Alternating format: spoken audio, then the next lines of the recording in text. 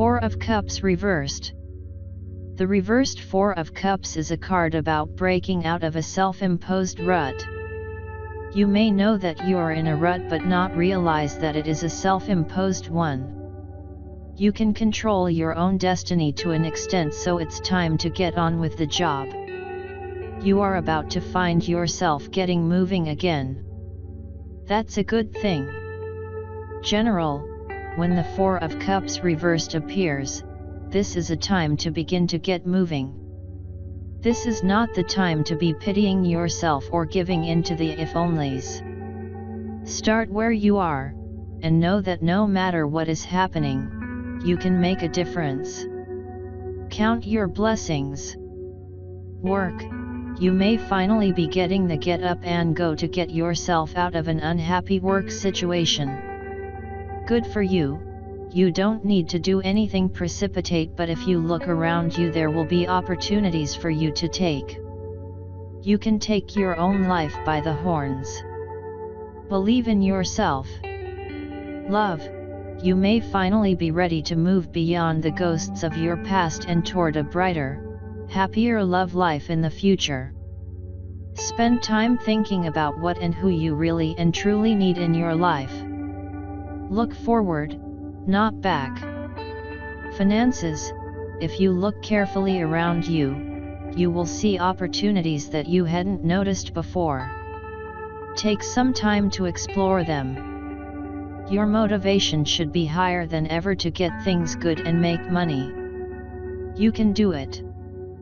Follow through. Health, when you receive the reversed Four of Cups in relation to health and fitness, it's saying that this is an excellent time to make some positive changes to your healthcare routine. Consider whether you need more exercise, better diet, or both.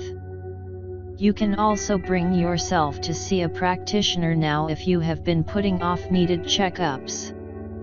Spirituality, the reversed Four tells you that you are breaking out of a rut, and that's a very good thing. Stay positive, explore new ways of learning about and caring for your spirit, pay attention to speakers and writers with a spiritual message, then see what it means to you personally. You don't have to tend to your spiritual life like everyone else does.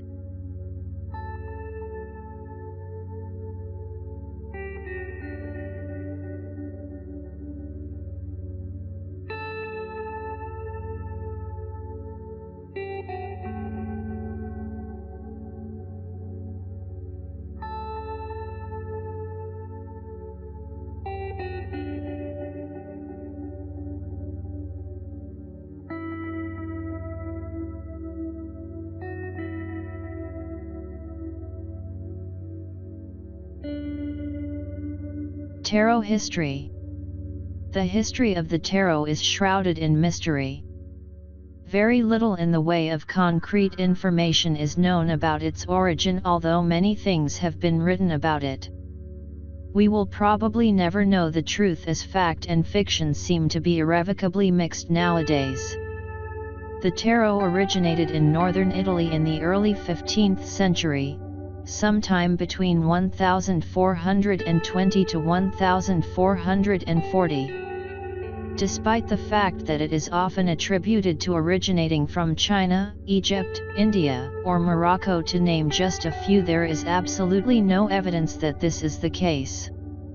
Nor, as is often quoted, is there any evidence whatsoever that the tarot was brought to Europe by the Romanis. The name tarot is often attributed to being Egyptian, Hebrew, or Latin. This is not the case. The earliest names are all Italian in origin. The cards were originally called carte de triomphe.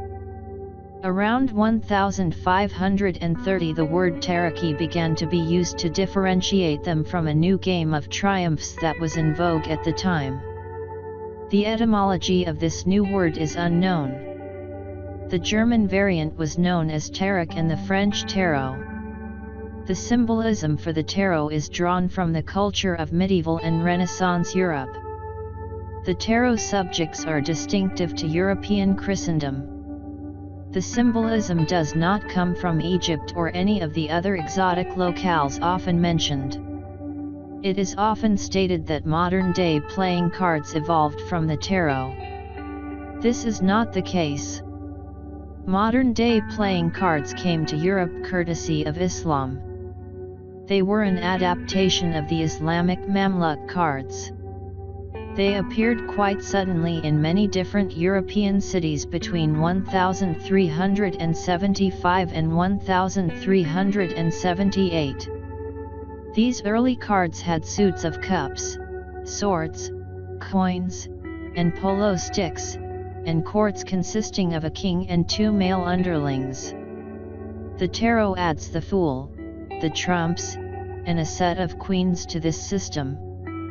Sometime before 1480, the French introduced cards with the now familiar suits of hearts, clubs, spades, and diamonds.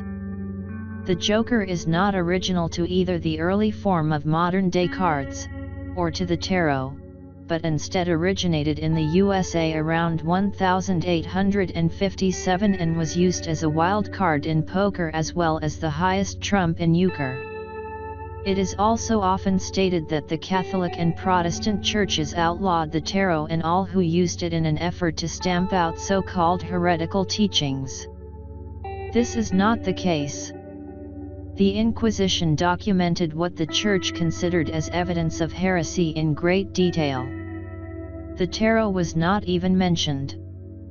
After the Reformation, less controversial images for the Pope and Papess were substituted by card makers as the Church had objected to the original images. It is often said that the tarot was not used as a divination tool prior to 1781. The tarot was used as early as the 16th century to compose poems describing personality characteristics. There is historical evidence that in one case at least these verses were presented as relating to the person's fate. In other words, divination.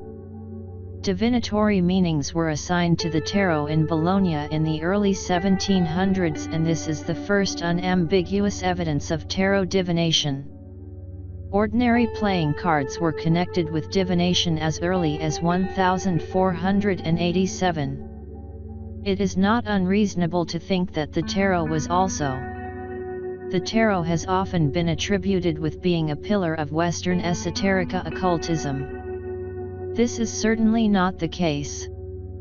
The first occult writers to discuss the tarot were Court de Gabellin and the Comte de Melot in 1781.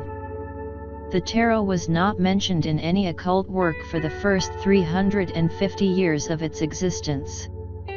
The terms Major Arcana, Minor Arcana, High Priestess, and Hierophant are anachronistic when referring to the older tarot decks.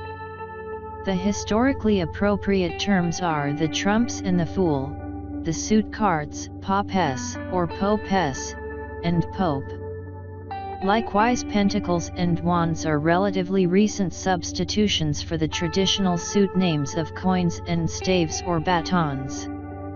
The original Italian titles of the cards were in some cases different from the later French titles that have become familiar to us through the Tarot de Marseille and its descendants.